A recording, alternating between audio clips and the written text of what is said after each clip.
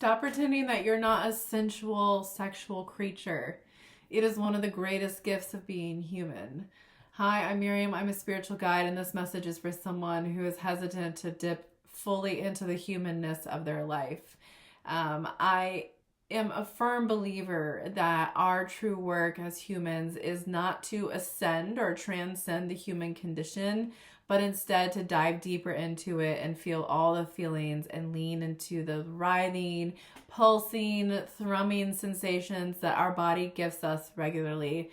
And trust that they are not meant to lead us astray or lead us into evil things, but instead to light up a path, to show us the way forward, that we move through the world in such a way we align with our soul's purpose for this incarnation. One of the greatest disservices of religion and New Age teachings is that we should transcend, we should deny the humanness of who we are, and we should attempt to live outside of that and try to rejoin the limitlessness that comes with being a cosmic soul, which I think is just hilarious. I think it's such a disservice to the miracle of existence. First and foremost, the fact that you're even here as a human is phenomenal. The fact that you have made it into this body on this planet, even if you've lived to be an adult, you are one of the very few who have made the journey successfully. And you should take a moment, first of all, today to just spend some time in gratitude that you even made it here. Because, I mean, what excellent work on your soul's behalf that you need to stop and acknowledge. But anyway, returning back to the initial, conversation, the New Age movement and religion has taught us to ascend, to live outside, to try to return to our limitlessness. That thread of nature doesn't ever leave us, even as incarnate humans, but we are temporarily, for a time, surrendering to the limitations of humanness. And one of the benefits that we get in return is a sensual experience where we get to move through the life with this body, with these five senses, and yet still have this beautiful connection to the divine. It's a full package, but it's still in the limitation of the human experience.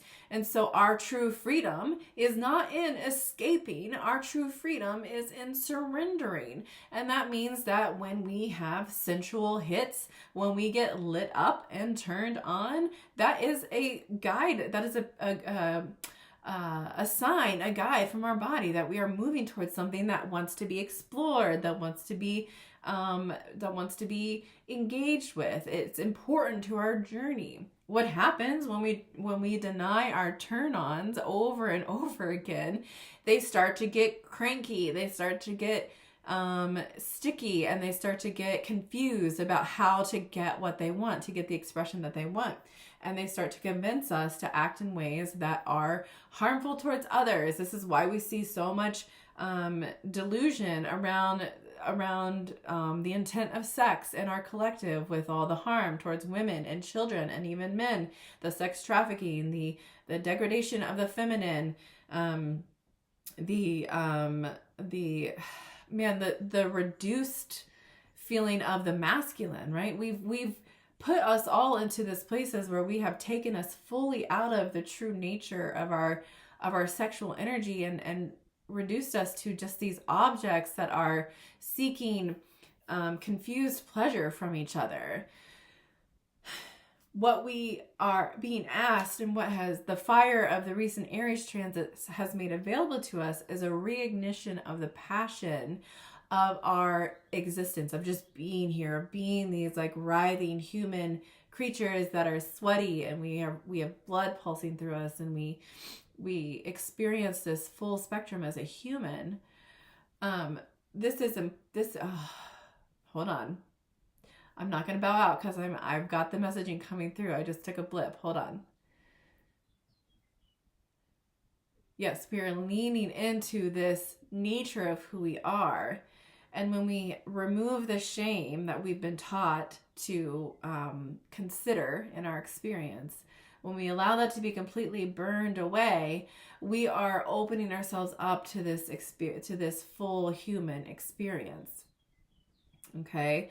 So what does this mean? What does this fucking mean? What do we do with this message today? We start to allow the sensations to increase in intensity.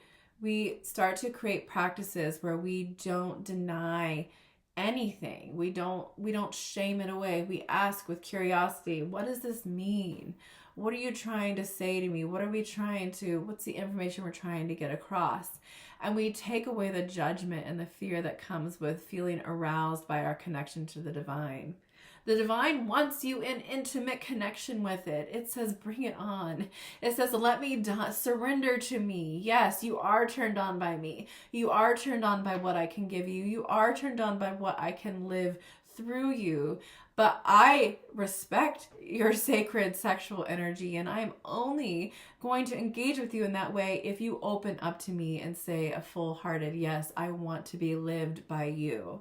I want to be owned by you. I want to feel you pulsing through me. I want to receive you fully into my being so that I can move through this life feeling guided and held and moving with purpose, connected to my purpose and my original intent for being here. I'm getting super dizzy while I share this with you. So I feel like this is a really important message for you to hear today.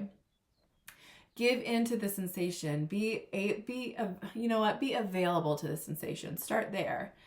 Right? It's a journey. We have a lot of layers of protection that we've built up over the years around how our body feels, what it looks like, what it's meant to be, how it's meant to be engaged with. And it doesn't change overnight.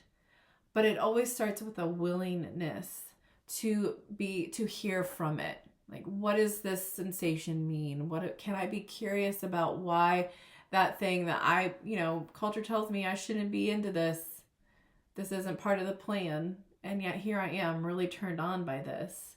Can I be curious? Can I ask questions? Can I bring it to my altar? Can I ask some specific archetype to come through and elaborate and show me how this is going to benefit me if I follow this tingling and this pull towards X, Y, and Z, right? So start with being willing to listen to your body. Start by being willing to not snuff out the flame at the first lick of ignition. Be willing to follow the breadcrumbs of the body. It is guiding you. It is leading you. It is muffled, but it is not gone. It is not dead. It is not silent. If anything, it's just going to get louder and louder. And the more that you fight it, the more confusing it becomes. So surrender to it. Allow it to speak to you, and be playful with it. This tendency for us to be so serious about life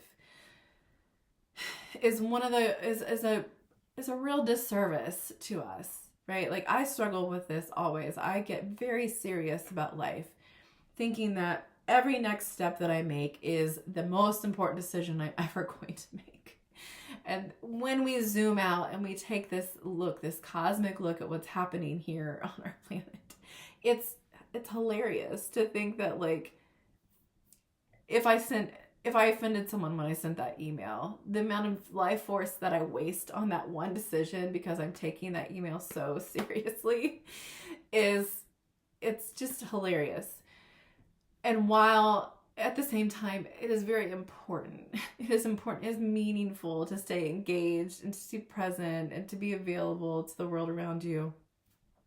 But this is the balance that we walk. And our body helps us discern and move through those two kind of aspects of our existence. That on one end, we are this cosmic energy that is dipped down into this planet for a very tiny blip of time, and to have a very specific experience. And at the same time, we are the creature having that experience, and we are interacting with all these other creatures at the same time. And it does feel very important and meaningful in the moment. So our body helps us to walk those two worlds beautifully and keep us in, but keeping in the playfulness of it all is really where we get the fullest experience of that balance.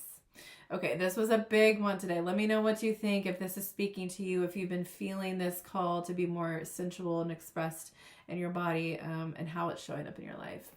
Bye.